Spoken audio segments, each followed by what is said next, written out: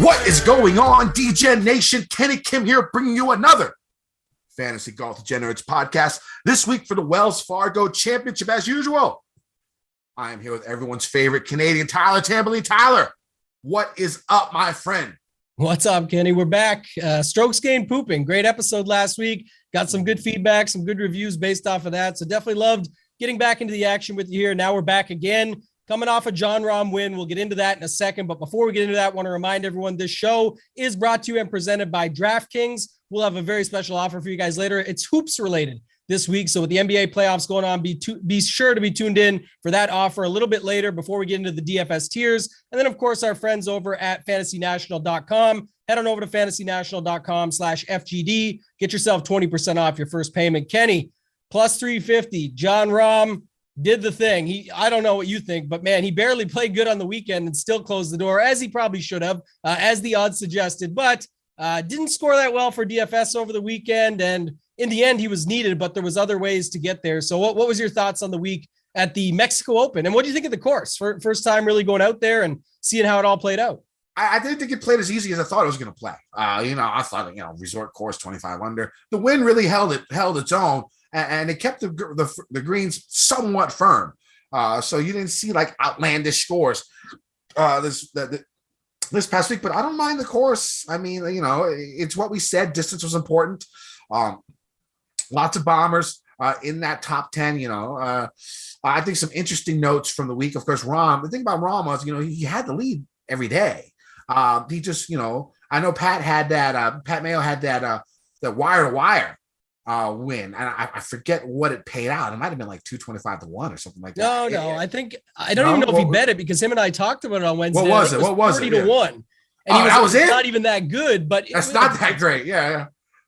It was just crazy that was the number. I forgot all about that. Actually, that is pretty crazy. I'm not sure if he bet it or not, but that was the. I know he talked about it last week, so I was like, hopefully he bet it. And then he just basically held on, and everyone who really came, correct on Sunday was too far back to catch up to him. I mean, he had, Champ fall down the wayside. Kitayama, just couldn't hold on there at the end.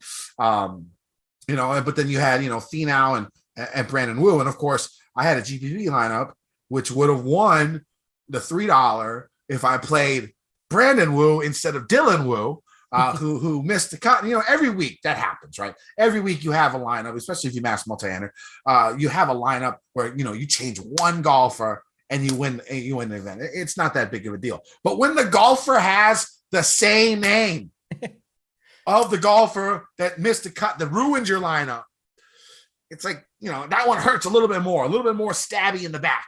You twist the knife a little bit. So that one hurt.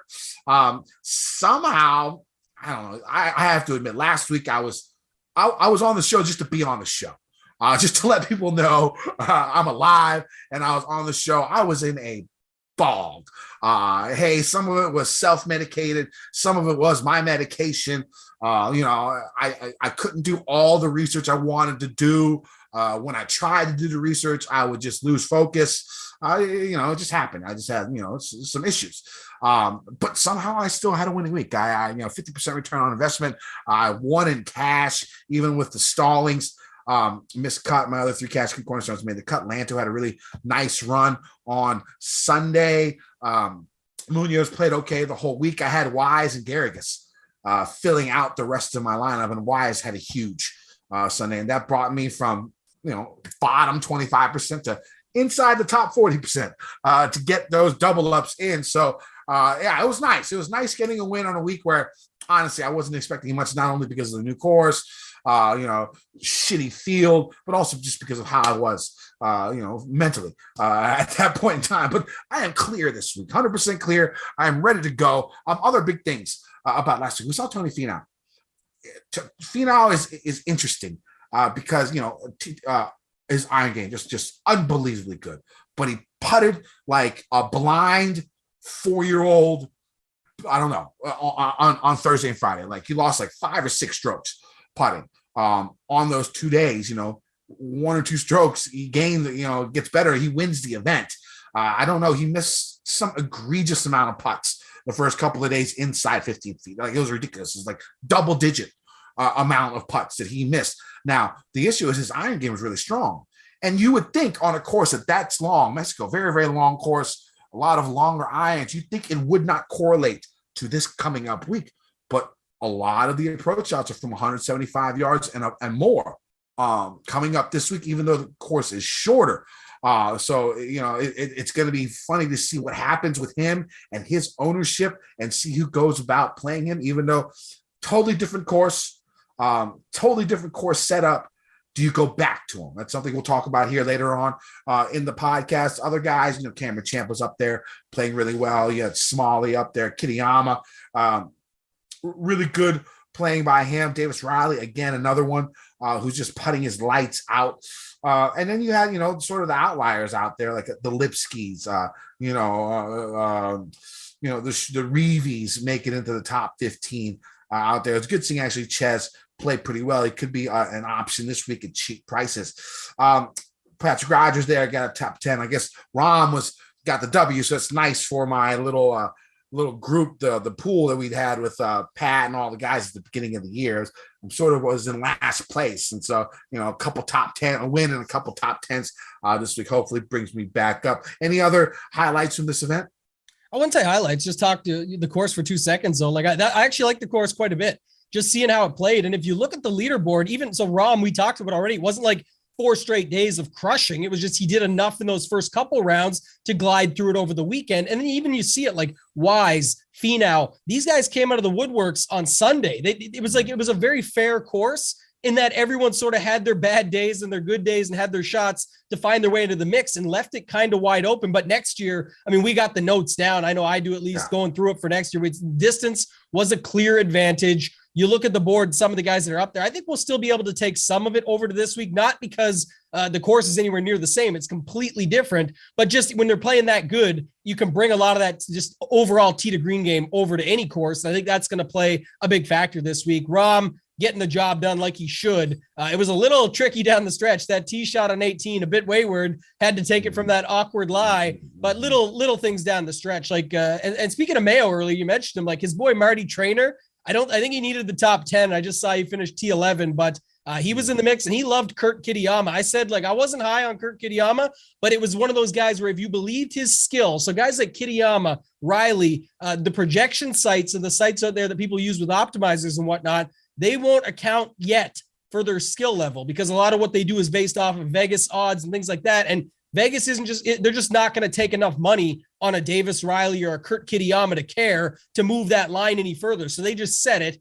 DK does a lot of their pricing off of said odds. Mind you, John Rahm's price was insanely low considering this week when we get into those tiers, Rory is $200 more than Rahm was last week in a stronger field. So it doesn't really make a lot of sense there. Obviously a lot of conversation around Rahm last week. Totally understand if you faded him completely because he was going to be 40 to 50% owned, higher in the higher stakes. It ended up being like 45 and 50 in the $20-ish and the higher stakes. So I get that. But at the same token, the other way to go was to just pretty much get all in 75% or more, if not a lock button, and get, your leverage in a little bit different way where, not quite the same way, but in the general sense that if you're committing, just fully commit, right? Don't go middle of the field or don't just play 20% or whatever that might be. So that was the big conversation last week, Kenny. We'll get into more later when we talk about Rory, Finau, guys like that for this week. I think the upper range is really interesting, but not much else for me besides that. I did like the course setup though, and I thought it was fair.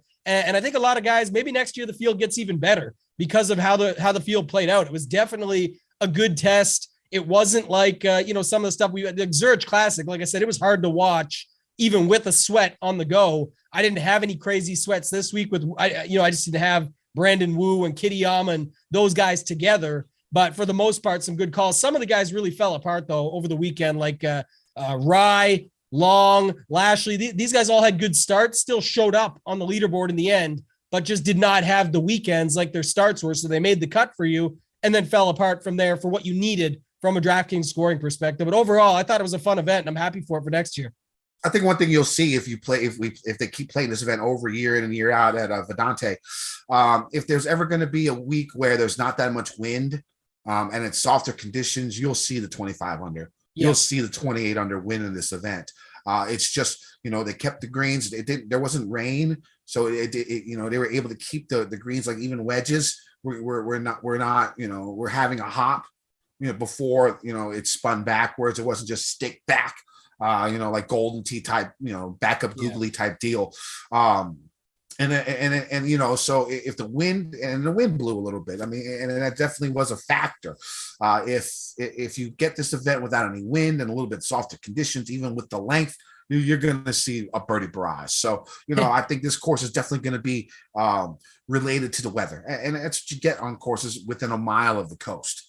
Speaking of courses where if the wind doesn't show up, next week's pod, the AT&T Byron Nelson, where we've seen it in the past, people get mad for some reason, like because the wind doesn't pop up, we're going to see like 20, 22 under or whatever. No, I thought this was supposed to be a tough track and all this, and the different courses they've had it at in the past. So next week, I know, Kenny, you won't be with us. We're going to have a fill in again. We'll get somebody on the pod for next week, but just thought I'd bring that up quick while we're here. So next week, I am good. Next Monday afternoon, I will be seeing an eye specialist to help bring my vision back.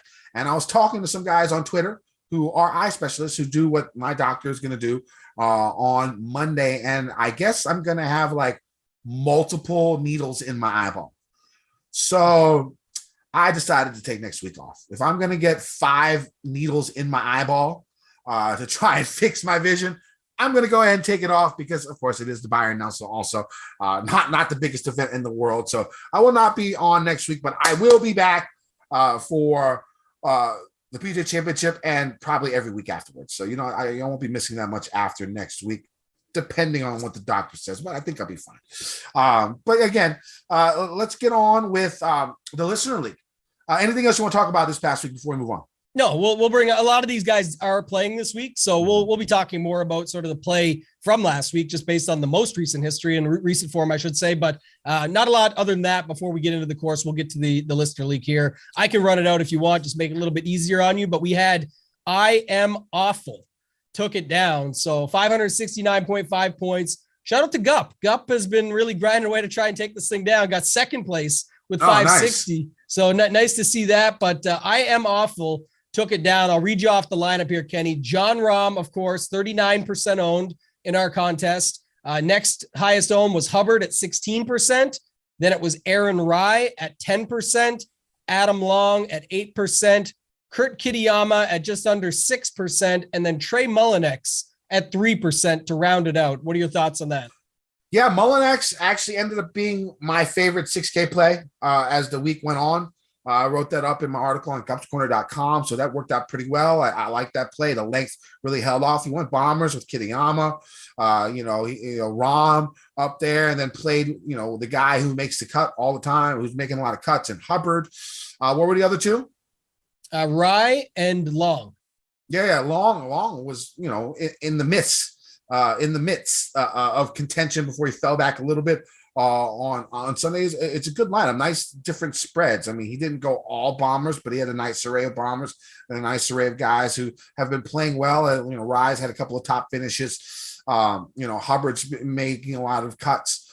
So I like that lineup a lot. It was solid 6-6 when I think the 6-6 was maybe 12%, something like that. 10-12% there. And I think this lineup too, shout out to I Am Awful, got him in the Tournament of Champions. He'll be joining us in the 3-man this week, but I think his lineup or her really speaks to the fact that what I just said earlier about the course. Like, you look at Adam Long, 9 under over the first 2 rounds, 1 under over the weekend. Trey Mullinex, 9 under over the first 2 rounds, including a first round 7 under, and then shoots even par on the weekend at +2 and -2, cancels each other out. It was just the way it was set up.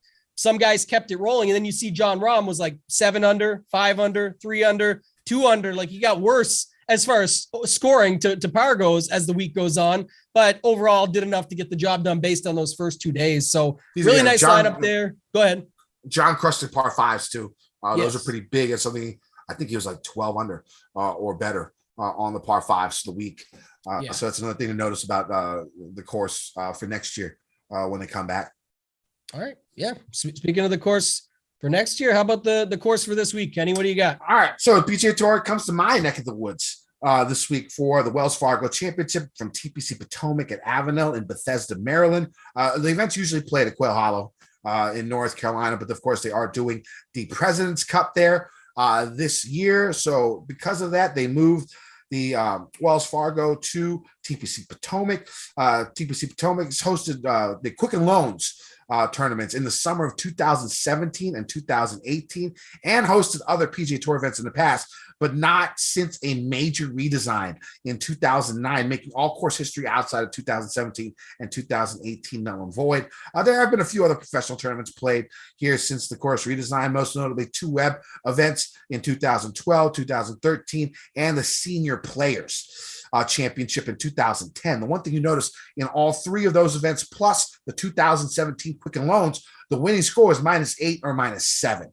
Now in 2018, Molinari went ham, shot -21 for the win, but he won by 8 strokes. And I think there was only like 5 or 6 golfers that finished under par that week. And those were probably the best scoring conditions that we've seen at this course, in the pro tournaments that it's played in the last 12 years. So it's still, even with good weather, it's still played really tough, except for, Molinari, who just crushed everyone that year. In 2017, the course played as the hardest non-major course on tour and gave up the third most double bogeys or worse all season. I remember going that year. It was very crispy. Sort of in a drought, everything was super firm, rock hard.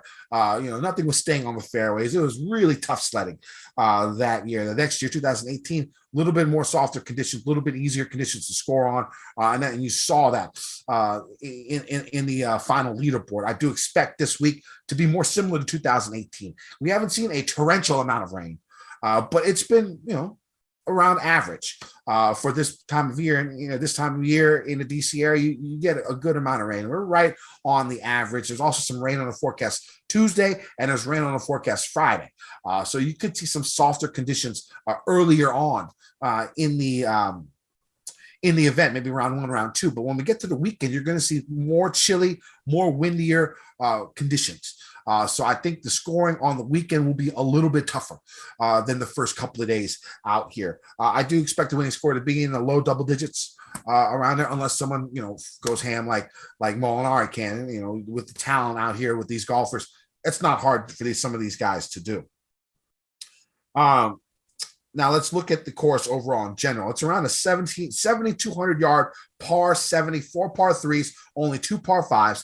The 2 par 5s are 2 of only 6 holes that played under par. The average under par scoring in 2017 and 2018, only 6 holes. So the other 12 holes were, average over par scoring those 2 years. There's only, 6 holes that were under par, and par 5s are 2 of them. Now, the par 5s. Par 5 second plays over 600 yards, and depending how soft the fairways are, could be only reachable in 2 by the longest of hitters. The par 5 10th hole plays at 560, should be reachable by most if they take an aggressive approach off the tee and flirt with the rough that divides the 2 fairways of the hole. 6 of the par 4s on the course play over 450 yards, and the other par 4, and there's 2 other par 4s that come around 440 yards. So the majority of the par 4s on the course are fairly lengthy, so don't let that 7,200 yard thing fool you. It is a shorter course, but you are going to have to hit some longer irons. Actually, if you look back in 2017 to 2018, like the majority of all approach shots were over 175 yards. So you're going to have some longer irons, and that's what I was talking about earlier. When you look at last week and Tony Finau, he was hitting, around 150 to 200 on his approaches, longer irons, and he did extremely well with that. Now, even though this course is a lot shorter, different type of setup, not as wide open, he's still going to be hitting those same distance type irons a lot of the time onto these greens. So do you go back and use them? We'll talk about that here when we get to these tiers. And now off the tee, golfers see narrow tree line fairways that average around 30 to 35 yards in width, though there are some holes with much wider fairways, like 7, 10, and 13 come to mind. On many of the holes, the fairways look to get way more narrow after the 300-yard mark off the tee. The average fairway width on the course at 325 yards from the tee is less than 23 yards wide. So you're going to see a lot of less than driver off the tee. You're going to see strategically placed shots, grinded out type of game. Now, fairway bunkers are going to be in play. There's water on a few tee shots on the course. There's like ponds, a creek running along the side of a hole, or wetland areas. So there is some water. Back in 2017 and 2018, the first cut of rough stretched a few yards from the edge of the fairway and wasn't too penal. The main cut of rough back then was somewhat thick and led to difficult approaches, especially if the greens are firm, a la 2017. Now, I haven't seen a report on how they're setting up the rough this year, if there are going to be two separate cuts or not, but that would be my guess, if they keep it the same they did for the Quicken loans. But we'll have to, that's something you'll have to check and see. If they don't have that, that shorter rough before they get to the longer rough, well, that makes these fairways a lot shorter, a lot more narrow, and it'll make it a lot tougher. But so I expect them to have two separate cuts of rough. If golfers miss the fairway by a good amount, they're going to have to deal with a fair amount of trees. Now, these aren't like your Florida swing type trees where there's a lot of space in between them. You could punch out under. The branches don't start until they're really high in the air. This is like, a lot of the times if you get enough roll and it rolls into the trees, it's rolling into the woods. Your northeast type of woods with the trees all tightly bunched together with branches going from the bottom of the tree all the way up. So there's a lot less room for, to punch out or to go for the green. And there's still less room to even punch out. So hitting it in those trees is going to be a tough out this week. And there's plenty of trees this week. Now, on approach outs, golfers are going to see smaller than average greens. The average green size here, around 5,300 square feet, and many of the greens are narrow in width and long from front to back, making club selection, on approaches key, and also hitting it in the fairway so you don't get those flyers. Greenside bunkers are in play like usual, and some of these bunkers have high fescue grass surrounding them, giving them a Scottish look and feel, and hopefully golfers avoid that fescue grass around the bunkers, because that's going to be really, really difficult to get out of, like wrist hurting type difficult. The greens are a major part of the redesign as more slope and undulation was added, and the grass was changed from POA to pure bent grass. I haven't seen a report on the speed of the greens, but my guess is that's going to be 11 and a half on the stimp meter. Tambo, what are you looking for in golfers this week? Yeah, really good job covering it there, because that's pretty much all the stuff that's going to tie into it. Like overall tee to green, you just mentioned it, like the Molinari thing earlier from 2018. If you have a pool of 30 to 40 guys just trying to bring it into strategy early on here, and you get guys that have that capability, that's how you have that opportunity. I don't want to take 2% of every guy just hoping to find that outlier. You want to get a pool of really good guys that have that potential, that can find their way and just get out in front. You mentioned the softer potential of conditions. I think that's definitely something where we could see a lower score than is expected, even if it is only by a small group or something like that. These guys are just so good at this point, and if they get lucky on like the first round, they go out early maybe in some softer conditions, they end up decent on Friday because of it or whatever, or even on Saturday if there's rain on Friday night and they get the Saturday stuff. You never know how it's going to shake out, but for stats, different than usual, I think. So like, a lot of courses like we're looking at are these second shot courses, and yes, a lot of, the bucket wise 175 plus, we're going to see a bunch of those, but everyone that talks about it, all the quotes, fairways first. Forget the other stuff. You just talked about it. You go if you aren't in the fairway, you could literally be in the woods. That brings scrambling into it a little bit. Bogey avoidance as a whole, just in general, based on the tougher conditions, tougher course, tougher scores than what we're used to. But for me, almost like how in showdown, sometimes we look for like who's got the good approach game and then hope that they can make some putts. Opposite here. Who can get it in the fairway and has a decent enough all-around game that hopefully they can get it up there, and then we find our scores that way, or we avoid the big scores. Because like I said, a lot of the quotes really do go around legitimately talking about bogey trains being out there and how you can hop on that train real quick here. If you make one mistake, you can compound it real quick and turn it into 3 or 4 bogeys. So I'm looking for that in general this week, Kenny. Yeah, when I went to the course, I remember I was posted on 11, which is the hardest course on the hole on the course. Dog leg, right to left. The dog leg doesn't really start until like the 275 mark off the tee. And then if you miss right, it's literally like this valley into like crazy woods.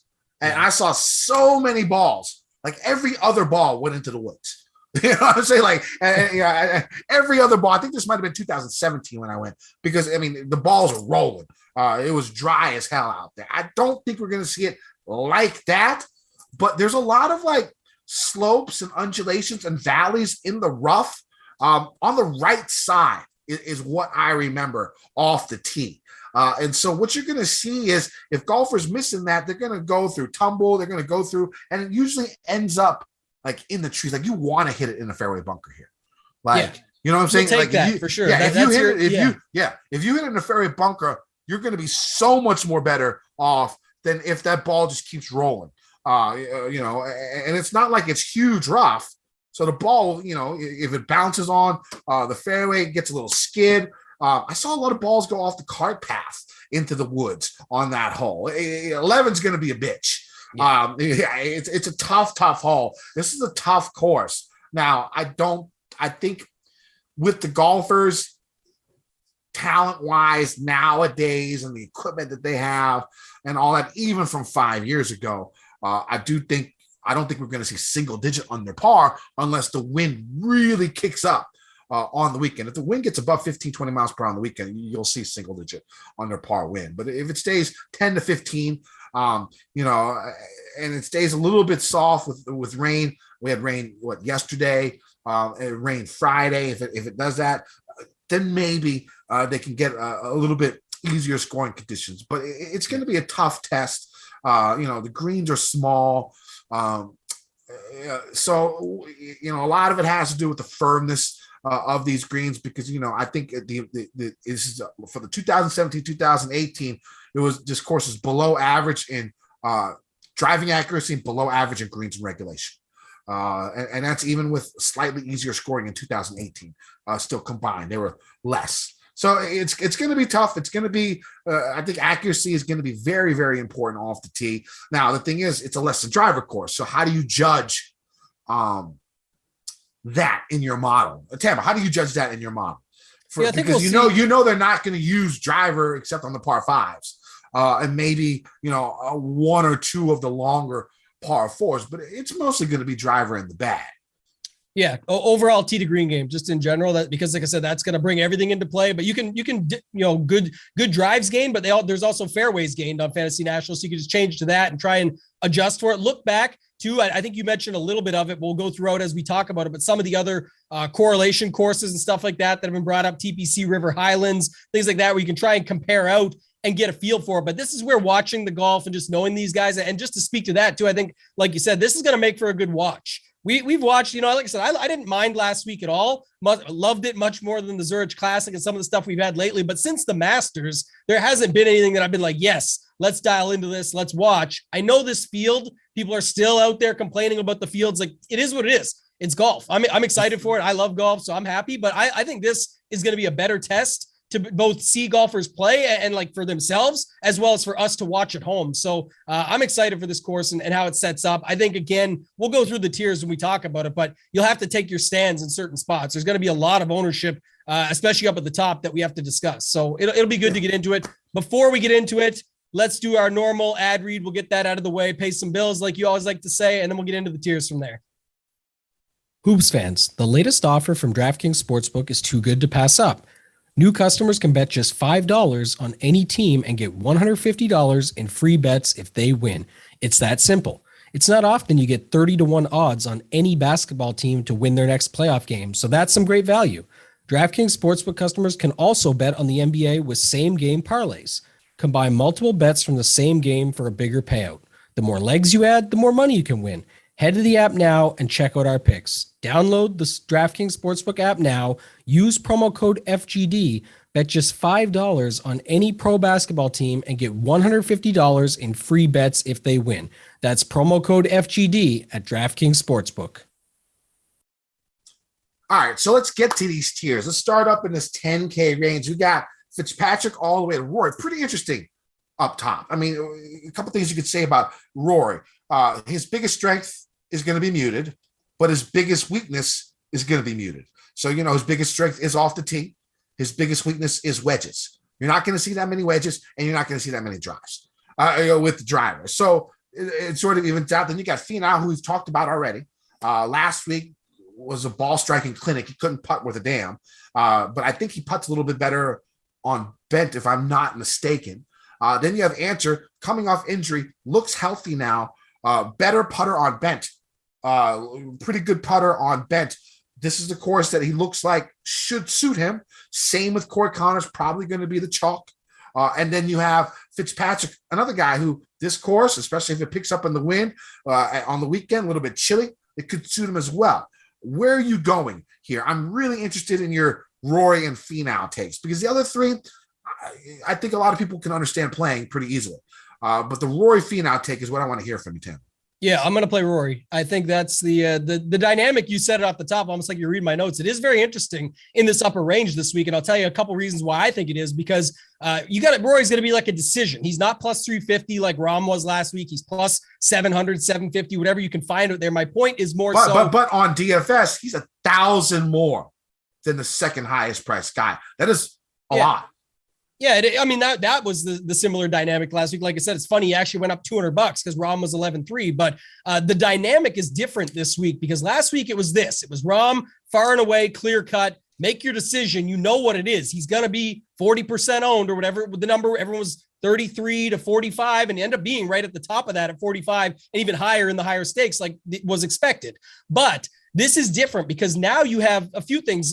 First off, you have the fact that that Rahm factor that is in people's mind from last week is like he almost wasn't even needed. He wasn't needed in like the 3K GPPs. So in the 555, there was right there in second place was a Cam Champ lineup. So, similar stuff where people think of that, how hard it is to actually go out and win. Second, you've got Finau right behind him. And I know it's $900 in savings. So that's a factor as well to pull away. I'm talking about reasons it could pull away from Rory and not get to that because of the Finau factor. Guy looked incredible over the weekend, was best in field, tee to green. You mentioned bent being a better surface for him. The over 175 sets up well for him. He sort of sucked everyone back in, and it could be real. I'm just saying that's another factor that pulls away from him. And then there's no way we're getting around the fact that Corey Connors isn't going to be popular. He is. It's that simple. His price, nobody's scared of a 10-1 price anymore. Like, would he be even higher owned at 9,900? Maybe, but no one cares anymore. They know who Corey Connors is. They know what he's about.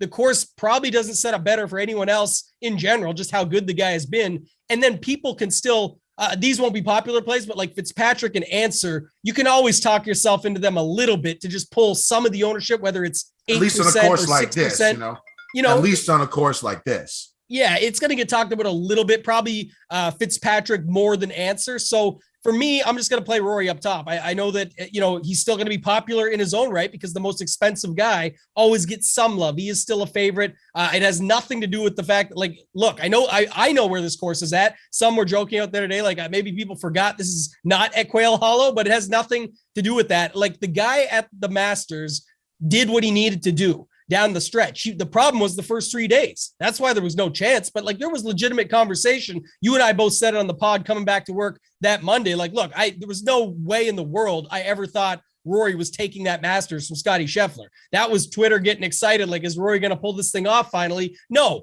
but he did not make those crazy mistakes that we're prone to seeing him make down the stretch. And realistically, Kenny, the last reason I'm in on Rory is, regardless of ownership, I'll get leverage no matter what and get overweight, is because if this fails, I'm going right back in at the PGA Championship. So I already know my plan going in. Finau, I'm debating right now because both him and Connors are 20-1. I left that on my card. So I could still make about 8 to 10x my money by picking between these two when we get to the card at the end. I wanted to hear your takes, hear some others before I lock it in. I don't think those numbers change enough for me to care to pick one of Finau or Connors, but it really feels like right now, bet Finau and don't play him, because I think he'll still get enough conversation around him. Like I said, everything, the recent of what just happened to come into this event, that he still gets talked up enough. Connors will be very popular, but again, I think more so for good reason. You look at his numbers across the board. He's top 10 in pretty much every category except the very longest par fours, but which we have a bunch here. But my point is more, that's like the 500 plus and stuff. Like everything else, he lines up so well in, and scrambling is never going to be positive or something super positive for him because he just doesn't have to scramble that often as is. Like it's oftentimes comes down to just him and the putter. And we've seen it. He's been putting better. And here's another thing for Team No Putt this week. Kyle Stanley won the 2017 Quicken Loans, losing 1.1 strokes putting. Yeah, that's true. So this is people like that narrative a little bit too, but I think again it's true. And it's of course it could be Team No Putt. And Connors is up there, but even though Connors has actually improved quite a bit. The other thing is Connor's price. You mentioned like the $900 gap from Finau to Rory, $1,400 from Connors to Rory, and you can definitely start your lineup with Connors and just go down. So I am starting my cash lineup with Corey Connors. My first cash game cornerstone is Corey Connors. Everything that Tambo said, it just makes too much sense. So I will go ahead and play him. I want to play Abe. I think he lost a couple of strokes. He was above average with his irons. The first few days, I think he lost a bunch on his on Sunday, but again, he was excellent off the tee, really, really strong accuracy off the tee. If he can get his iron game like the first 3 days of this past weekend, looks like his injury is gone. I don't know how popular he'll be. Probably not that popular, I would think. I think he's got to be the lowest. I think like under 12%, I would think, right? 12, 13% under. I don't want to put a exact percentage, but I would say that Fitzpatrick will still get some GPP love no matter what, because some of the optimizers and projection sites still like him. So with Rory, Finau, and Connors, not in that order, just saying those three suck up the ownership, I still think Fitzpatrick gets a little more ownership than Answer. And to your point where you were going with it, he definitely sucked with the irons last week. Saturday was good, but the other 3 days were bad, especially Sunday, very bad. But this Answer was very bad. He was average the first couple of days. Average. It was really, he barely gained it. Like he barely even gained on approach, but I'm saying it's above average. It's above average. It's a better course setup for him, I think. So I can take that. I think so too. And he played all four, so I'm not worried about his injury. So those are the two I'm definitely going to play. I'm going to play one more. Not sure which way I'm going to go. I'll probably have to check my article out on Wednesday to see which way I'd go. But the other three guys are all on the table for me. And I'm going to play one more of those three. Not sure which one. Connors, Cash Game Cornerstone, definitely playing Answer. And then we'll see about the rest. Let's move on down to this 9K range. My second Cash Game Cornerstone. This one was tough for me. I think I went Gary Woodland as my second cash game cornerstone. The numbers say I should go Henley or Keegan, and I have no problem with that. They both been making a lot of cuts. I just got a feeling about Woodland. I think a win is coming, and if you look at his last 7 events, 2 of them were elite field events, Masters to Players. He missed a cut in both. All other 5 mediocre to weak field events, top 25 every single one. Also, you're looking at a course where it's a shorter course that's going to play difficult. His biggest win, shorter course that played difficult. U.S. Open, a less than driver type course. I say this all the time about Gary. I'd rather play Gary on less than driver courses. I actually faded Woodland last week. And I know he was extremely popular because it was just a little bit longer course. And so less than driver course, I like him a little bit better. It's a little bit less chance of him spraying it everywhere, which has basically become one of his weaknesses. But his iron game has been strong. And so I think a win is coming for Woodland. I bet Woodland 35-1. One other weird notice on the 10K range that I forgot is Answer's 35-1. He's 15th favorite, like around there, and he's 3rd in DraftKings. So I went in and took that bet as well. I got him at 35-1. I have 5 bets this week, all 35 to 50-1 is where I'm heading, and Woodland's another one of those. I just got a feeling the win's coming for him soon. It looks like I like the Woodland call. Interesting take on the Answer side that you side with DraftKings fantasy pricing over the odds in the books. Like you're going reverse. I would say that's why he's. I'm betting him and I'm playing. So yeah, you're doing both. So it's good for you to double down. It feels like it both. could be a bad DraftKings price based on that when you have it could Rory be, yeah, and Connors and Fitz and just play the other guys around him. That's another reason why I think his ownership might be down. It will be. Oh, it will be. There's no doubt. Yeah. So I like the Woodland call. He has been, like you said, peppering the leaderboards. And you go back and just look, his tee to green game was so solid overall. It was better than what we've seen lately, but this range should be sucked up by what? Henley. I think people will even be comfortable playing Keegan Bradley, 3 top 10s in his last 5. So I had an 11th before that. He got 5th back here. I remember the stats, just looking back at it. Keegan was like really solid that week that Stanley won. He was still in the mix and ended up coming 5th. So it's like, I think that will get brought up some. And then I just don't know how it shakes out because, like you said, with the guys above. So like Leishman, top 35 or better in his last 3, And he's one of the guys that actually made both cuts here and finished 13th and 5th back then. So I'm just not sure if he'll get the love ownership wise because of that. I think people will go to Henley, Woodland, and then maybe some Bradley and guys like that. Are you doing anything? The thing is, when you look at this range and you look at those four golfers, Hatton, Leishman, Keegan, and Henley, you have to think the winning equity is much, much higher with Hatton and Leash, correct? But do you think it's possible that Keegan and Henley are higher owned? Oh yeah, definitely. Yeah. I mean, that's something to think about. I mean, like, if there's going to be a broad range, a broad difference in ownership between the bottom two and the top two, better golfers, basically, I think, overall in general are better golfers. And if they come lower owned, that might switch things up for me. I haven't decided exactly what I'm going to do. I think in this 9K range, I think a lot of it will have to do with ownership other than my, Woodland call, but I think I might go back. You were about to say it, Patrick Reed. I was going to ask what your thoughts were, because he kind of showed up a little bit last week. If you want to say some of those other guys showed up, you got to say it for Patrick Reed. Well, Patrick played 63 holes pretty damn good. Probably his best first 63 holes in an event in a while. Back 9, he was 4 over on Sunday, right? That's when he lost all his shit. He had a bad 9 holes. Other than that, pretty solid first, 3.5 days. He lost a whole bunch of strokes with his approach. He was average to above average the first, 3 rounds with his ball striking. This seems like some type of course that he could do well, where he keeps the PXG shitty driver in his bag, goes less than driver off the tee. And then, maybe his short game prowess and his putting can lead to a win. He's 40-1 in this field. I had to make that bet also with him. You're not a fan? So no. You're not going to play Reed? No, I'm not going to play Reed. Okay, I used to like him a lot more, man, to be honest. Like, I'd play him, and I used to even be able to sort of find good spots for him. He's just been so bad for so long. The price is whatever. I mean, maybe they put it because there's at least a little bit opposite of what I talked about earlier with Kitayama and Davis Riley types. They can take guys like you will bet on them, because look, I just wonder about this conversation. I was just going to have it with you because you did bring up win equity in this range. Like, when does it's always gets talked about. It's hard to really quantify, but when does this, thing of win equity run out? Like, I know he just won last year? Yeah, that Reed won? Right?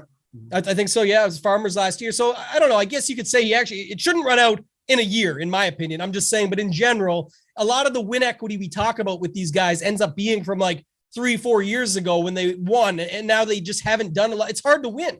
Look at Rahm. Even struggled to pick up that win last week down the stretch. Realistically, he did. He only won by 1 stroke. Those guys could have got him. He could have made the champ mistake on same spot Cameron Champ did. So little things like that. It's just hard to pick up these wins. So it's tough to say. And I think that's where some of this safety comes into the factor of, like, a guy like Henley definitely doesn't seem likely to win it all, but at just 9,300 with those stats, the cut making ability, and then the potential for what he can do over the weekend. Could he win? He could. Will he likely? Probably not. So, but that's where at 9,300 as your second, or even in some cases, third guy into your lineups, you could see that play out. What do you think in general from a roster construction point, though, this range, like, what happens here? Because is it just going to be like a choice of Connors, Henley, and then go down? Is it going to be Rory, Henley, and go down, Rory, Woodland? Like, are you seeing that type of build more than multiple 9K guys or multiple 5-figure guys? Yeah, I mean, this is a tough range. Like I said, I'm not sure where the ownership is going to go, just because when you hear Mark Leishman and Terrell Hatton, they're, just better golfers than Keegan Bradley and Russell Henley, I think, personally. Yeah. But the ownership is going to probably sway in the Americans' direction. I don't know how this is going to work. Ownership-wise, it's something that I'm going to have to check out late Wednesday when you go to either Fantasy National, Run Pure, Gups Corner, wherever you get your ownership projections, because I think they're all viable now. But from a roster construction, it's hard because people are going to play a lot of Connors. If people are going to play a lot of Connors, they can play a couple of guys in the 9K range. If they start with Connors, they can play a couple 9K guys down here and still be able to make solid lineups. Is that the way the majority of the lineups are going to be made? Possibly, if Connors is going to be 30-40% owned. Yeah, well, I mean, it's a good segue into the 8K range because I guess that would answer the question. It does not feel to me like people go Connors, Woodland, Connors, Henley, and add an 8K guy, as always, right? The 8K range just gets overlooked. So, and maybe this week it should. That's why I wanted to bring it up. But what are you doing here in the 8K range? You got Paul Casey, who withdrew from the Masters, and I would say keep an eye on his Instagram this week, but that doesn't work because at the Masters, he was out on the greens with his kids, making memories, saying it was going to be a great week, and then had to WD. So I wouldn't worry about what's going on his Instagram. It could be all lies. And then you go right down to 8K with young phenom, Cameron Young, that is just absolutely murdering every course he plays, destroying, doesn't matter. You set him up at RBC Heritage, tree line fairways. He's a bomber. It's not going to suit him. Well, it doesn't matter. Every course he's played pretty much has suited him. So I haven't seen a course yet that he really doesn't like. So what are you doing here in this 8K range, Kenny? Well, my cash game cornerstone is going to be Homa. He's making a ton of cuts, playing pretty well. Ball striking has been very, very good here recently. And let me look at his stats here. Give me 1 second. I did want to bring him up because it looks like he has gained strokes in all the tee to green categories in his last, 3 recorded events. So the players, Arnold Palmer and Genesis, you can't get Masters because there's no strokes gained. But the players, Arnold Palmer, Genesis, he gained strokes in all 3 strokes, the tee to green stats. So around the green, app, and off the tee. So the game is there. It looks strong. He makes a lot of cuts. So I got no problem going to go ahead. I mean, if you take away from the Masters, he's gained 10 strokes almost with his approaches at the players and the Arnold Palmer. He's been really good off the tee. Ball strike has just been excellent. So I like Homa as my third cash game cornerstone. Another guy I like in this range whose ball striking has been absolutely superb here recently is going to be my Korean brethren, Siwoo Kim, who's just been, ball striking master once again here in his last few events. I mean, I think he's gained strokes, ball striking in 1, 2, 3, 4, 5, 6 of his last 7 events. And it's not just minuscule amounts. It's 4, 5, 6 strokes ball striking. So that part of his game is there. So I do like Siwoo as a GPP play a lot in this range. Where else? Go ahead. Who do you like?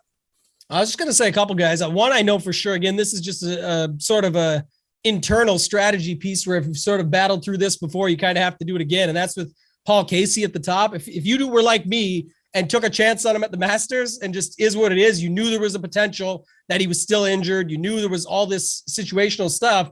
I got to go back to him here at 8,800. So I like him. I like Sergio Garcia. I think if you just look at across the board, we know what he's like off the tee, very solid. And that just comes down to what he does with the rest of his game. But just going back, longer par 4s, bogey avoidance, even birdies are better. Not saying there's going to be a bunch of them out there, but just to tie that in as another stat. And then top 10 in ball striking and par 4 scoring in general. So I do like Sergio Garcia. Maybe he goes overlooked a little bit in this range. Like I said, just because this range is always sort of overlooked. I like Homa in the sense to what you brought up, where we've talked about this plenty in the past, boom or bust, but I like Casey and Garcia more. And I actually don't mind a couple others. So Seamus Power, he's another guy. I wanted to talk to you about Power. I was looking at him and I was thinking about him because if you look at his recent form, he's been doing really well on shorter courses like Sony, Amex, RSM, Mayakoba have been some of his best starts. And those are all shorter courses, but they're also a lot easier than what we see this week. How are you going to go about that? Because I thought of him just because of how well he's been doing at shorter courses, but most of them have been, pretty good birdie fests, these shorter courses. Now we're looking at, a more grinded out type of week form on a shorter course. Do you still go back? Yeah, I think that narrative was definitely in play. My guy Snyder over at RPS with me there, he brought that up. I was always a Seamus Power truther, and he's like, yeah, but you know what? If you really look at the numbers and boil them down, it always is at these birdie fests that he shows up. So we should get off him at these tougher tracks. And I tend to agree with them and got off him for a little while there, like Genesis, Arnold Palmer, those ones. And I stayed off them at these other two where he actually showed up, which was the Players. Good side of the weather draw or not, doesn't matter. He grinded out to get a top 35 there. And then not that long of a course. What's that? Not crazy. Not that long of a course too.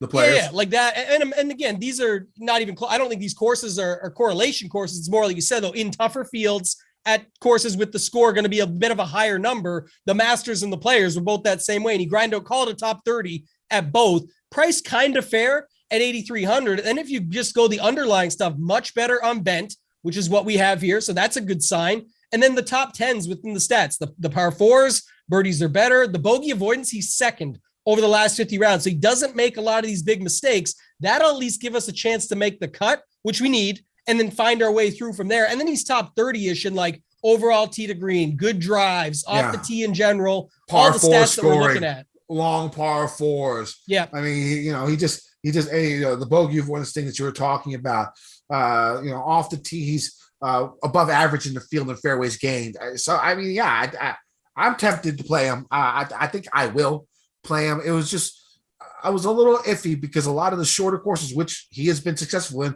have been lower scoring events. But I think maybe just stick with the shorter course narrative that he's been playing well and go with it is what you're saying, basically. I think so. We'll have to see too what happens with Cameron Young. Like it could get out of hand with ownership at that price because it's definitely a fair price for what he's been able to show us. Just talked about the numbers that some of these other guys have put up. And let me just pull up Cameron Young right quick because stats wise, he's basically the same as Seamus Power across the board, better in some categories, a better scrambler, better off the tee, number one in birdies are better, number two in par four scoring in general, third at the RBC Heritage, 13th at the Arnold Palmer, 16th at the Honda, and second at the Genesis on top of all those top 20s. So it's warranted. But I'm saying is if we start to see Wednesday that this guy's 20% owned, then you got to make a decision. It might be the right number still where you can just say, look, I don't care. I'm going with the talent. Give me 35% or 40%. I'm going to play him heavily within my pool, but I don't know if some of these guys in the upper 7Ks will get you off of him or some of the guys above in that 8K range will get you to move off of him. But in general, he should be kept in check a little bit just based on overall roster construction, I think.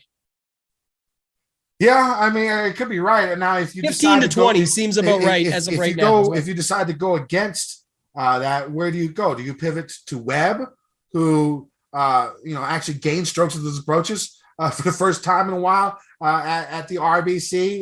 Was ball striking tee to green was solid. Do you have any interest?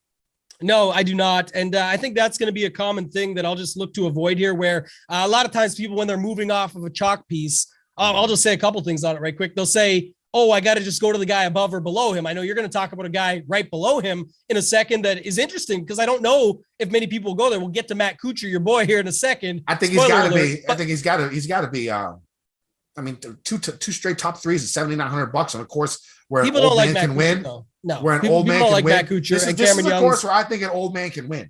You know what I'm saying? Like I don't hate old it. Man doable. You know what I'm saying?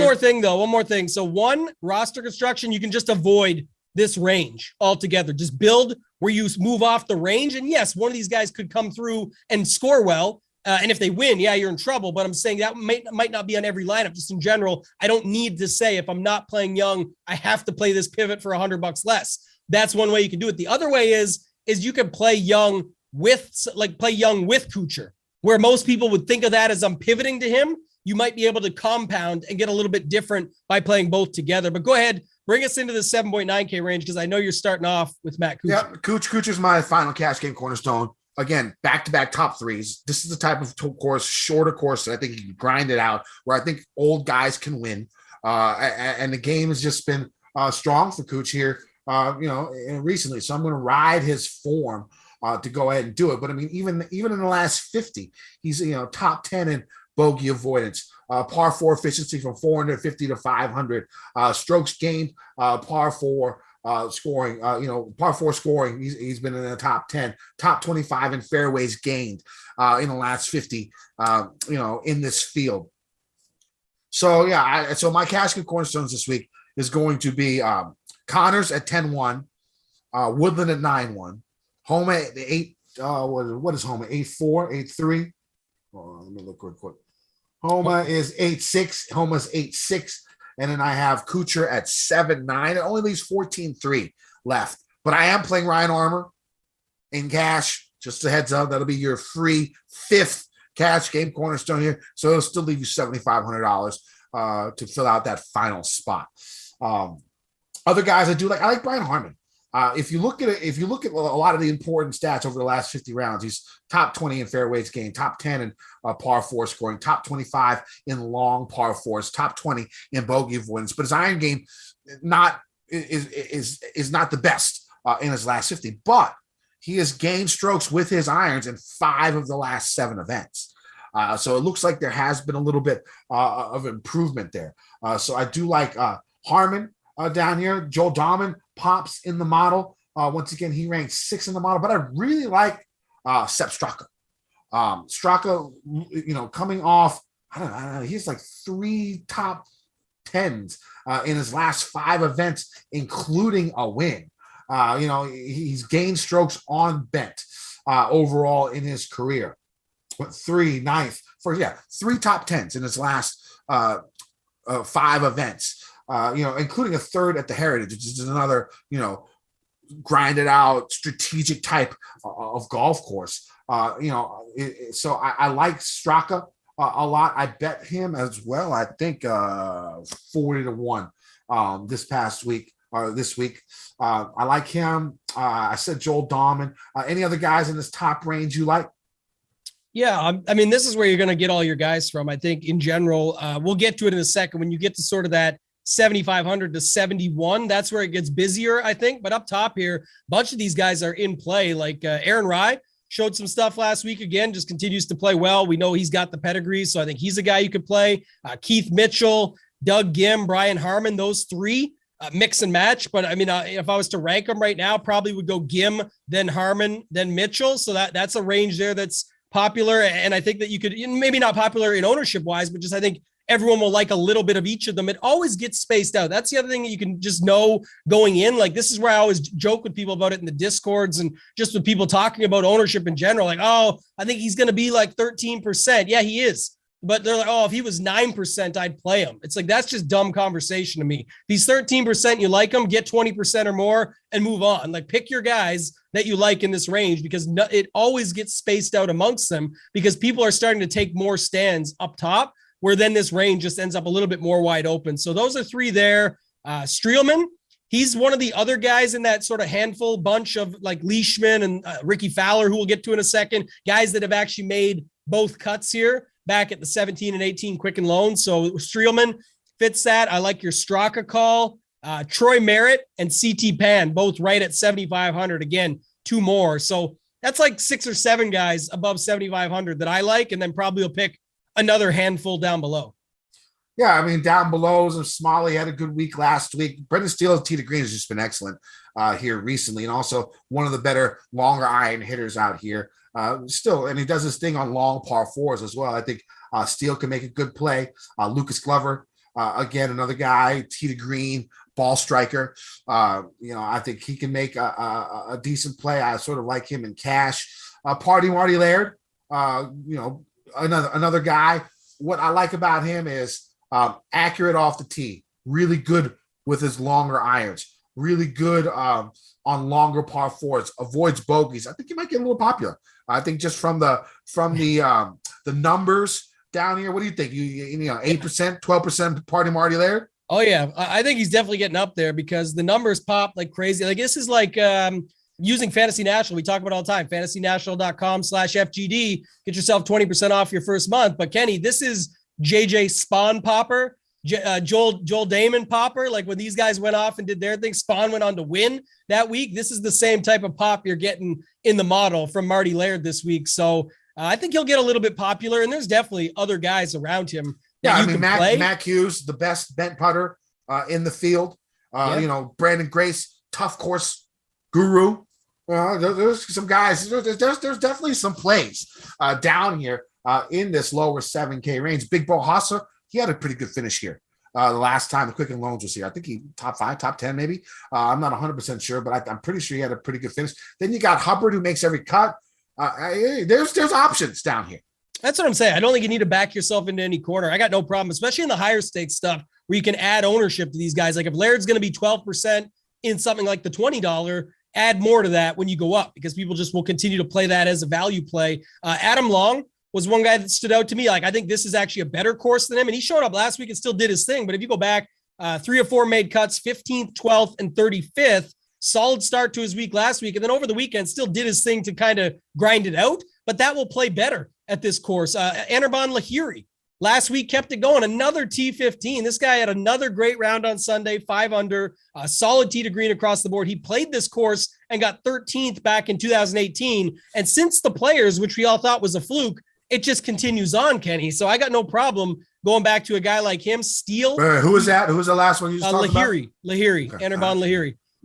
Steele, Smalley, those two stood out to me down here. And then at the bottom, Nate Lashley, kind of in the same boat as what I said about Adam Long. I still think this is better for him coming into this course than even last week. And he had a good week last week. So I think that's solid. And then Sig and Grace, who you mentioned, those could be the guys at the bottom. So again, there's 8 guys, 7 before is 15, 3 at the top is 18.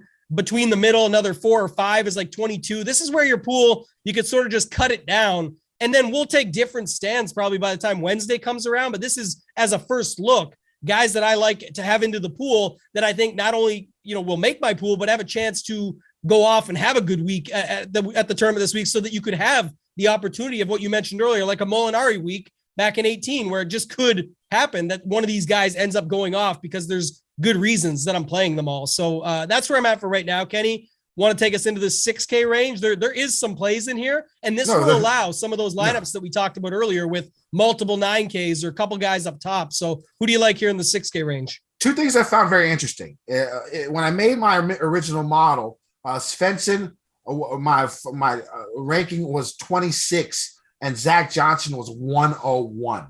Now, when I move to under 7,200 yards and use my model, Svensson moves to 7, Zach Johnson moves to 18. So it looks like those guys play pretty well. Are we still playing Svensson, or are we done with this guy? I'm playing Svensson. I'm playing Svensson this week just because of that massive jump. I mean, shoot, and Zach Johnson as well. I think he went from 101 to 18. Svensson went from 28 to 7 in my model. This course should be much better for Svensson, obviously, than last week. I think, that's the difference maker for sure. Long irons are solid.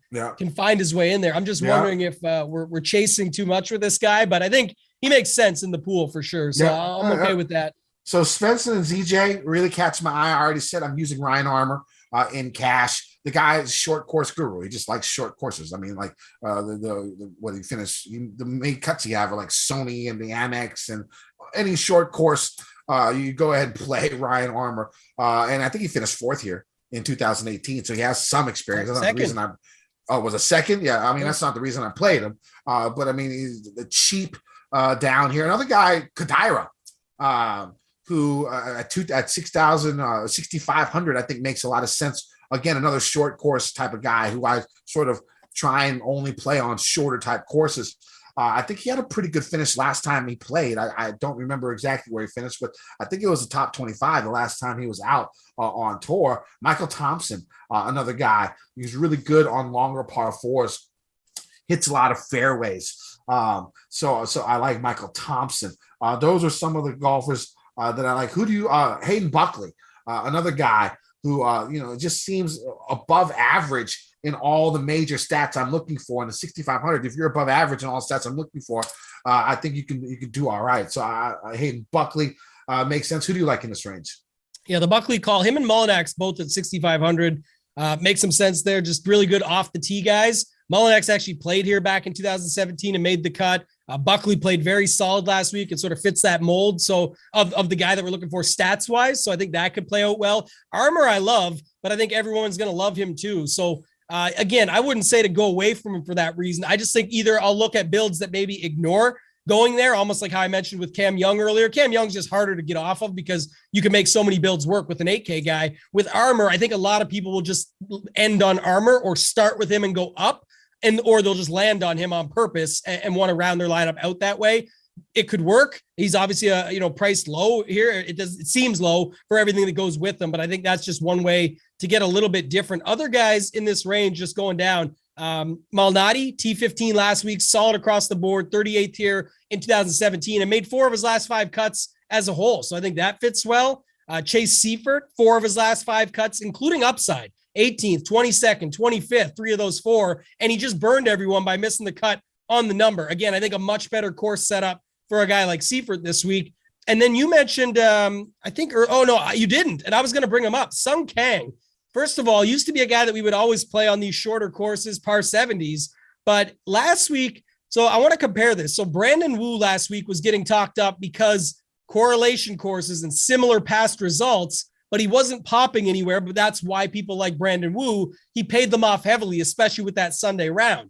Sung Kang, you go back, nothing to talk about as of late, but 3rd and 5th here in 2017 and 18. And then back in the day, it was the Mid-Atlantic Championship, the old Corn Ferry Tour event back then. We'll talk about a different Corn Ferry Tour event back then in 2012, but in 2013, he came 6th in that event. Sung Kang did. So 6,900, if you want to take a shot on just showed up at this course every single time he's played it, and it is a better course fit for him than a lot of the courses that he's been playing lately, I think you can mix him into your pool. And then the reason I brought that up first is because down at 6,200, Sung Kang Jr., in a sense of course form, is Chesson Hadley. Surprisingly, he literally has like the same course form as Kang here, 8th here in 2018. In 2013, at that same Mid-Atlantic Championship, Hadley actually came 2nd at that event. So at 6,200, you could go down to him. And then lastly, Kenny, I'll round it out and kick it back to you for final thoughts there. But Monday Q notables. First off, shout out my Canadian, Drew Nesbitt. He got in. But my old guy, Norman Panda Zhang, this guy got in, shot a 65 today. I can't do it, but it's just funny to see him getting back into the mix. The guy's been absolutely horrible since turning pro, but he's in. But lastly, the big name, David Lingmerth, won the 2012 Corn Ferry Tour event held here and is in the field. Got in as the last Monday Q. David Lingmerth will pop into the pool at some point tomorrow. Just something to think about there. You know, again, a guy won back in 2012. Terrible reasoning to play him. I'm just saying we got to get all the narratives out. We got to get all the tidbits out, as you know I love. So anything else in this range for you, Kenny? Yeah, not much below 6,500 for me. So it's going to be tough down there. If I'm going to have to go in certain directions under 6,500, I mean, I guess Hadley is as good as any. I mean, it's tough. Maybe Big Ben Martin. Putts well on bent, had a decent showing a couple weeks ago on one of those island events. It's pretty slim under 6,500, but there's plenty 6,500 and above, I think. I think so too. And I think you're onto it there. I just had to pull it up to see, but Lingmerth definitely been horrible. So I would definitely, like I said, we bring up all the tidbits and whatnot, but I would not be playing him just based on everything. Like the guy can't even come through on these sort of resort courses and be able to score well. He did whatever he had to do today in the qualifier, but I just, there's nothing else to quantify it. 16th at the Puerto Rico Open amongst a million miscuts and T73s and whatnot. His best result before that was like an 11th at the Barbasol, which you know what that's all about after missing the cut at the John Deere. So not for me. I just thought I'd bring that up. All right. Anything else? Or should we go to bets? Go to bets, man. What do you got? All right. So let me bring it up here. So I got Abe at 35-1, Woodland 35-1.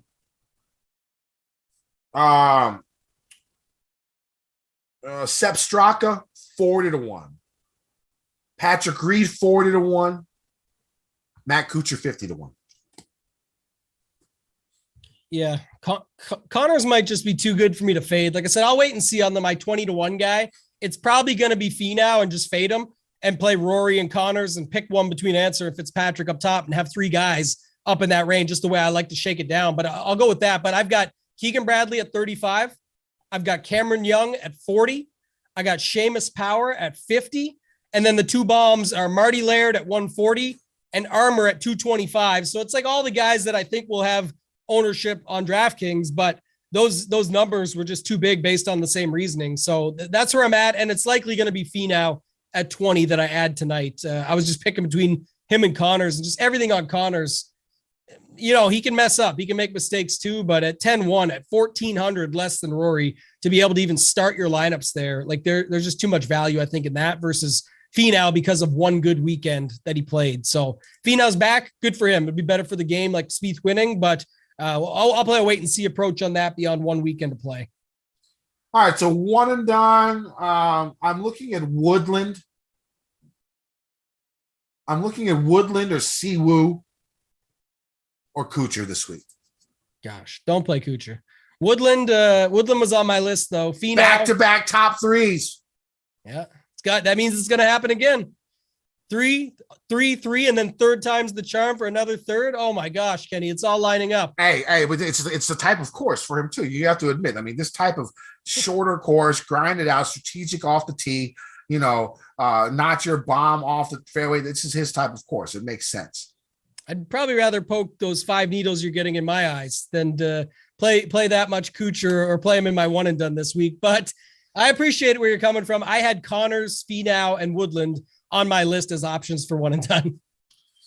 All right, that sounds good. Anything else? No, not for golf related. No. All right, that sounds good. You can find me on Twitter at KendoVT. You can find my article on gupscorner.com. The course preview article is already out. Use promo code Kenny. Save yourself 30% on a membership, which includes a risk-free 7-day trial. Includes all sports, lots of tools, good stuff. Go over to gupscorner.com. Use promo code Kenny. Check it out. You guys can find me on Twitter at Toe-Tag and Tambo. Got the Tambo's Tidbits coming out every Wednesday morning. Appreciate all you guys. It's just all I ask is a retweet of the main tweet. I like getting it out there for as many people as possible to see. Helps everybody out. It's a good place. It helps me too. Like I get to go in and just have everything all in one place of sort of my thoughts. It's a lot of the things that I like as the week progresses. So check me out on Twitter at Toe-Tag and Tambo. Follow me there. And then you can find all my other stuff over on the Mayo Media Network. I'll be with Mayo tomorrow and Raza. We're going to do an evergreen strategy show. We're also going to do the DraftKings plays and picks for this week, myself and Mayo. And then of course, over at Run Pure Sports. If you don't know what it is, head on over to runpuresports.com. Got a promo code DEGEN50, DEGEN50. Get yourself signed up. Get 50% off your first month. It's all sports, one price. We're crushing it right now. NBA playoffs, baseball rolling out now. We've got a big UFC card this weekend, pay-per-view, and then all the other niche sports that you can play there on top of the regular golf content. Myself, Big T, and Uncle T will be on Wednesday nights on that premium show. Thursday night, we've got the round 2, I should say, showdown show for free over on the Mayo Media Network. That sounds great. All right. So decent field, 2 weeks before a major. It's going to be a pretty good course. Should be a good time. Let's win some motherfucking money. DJ Nation. I've been getting dirty money, Jordan.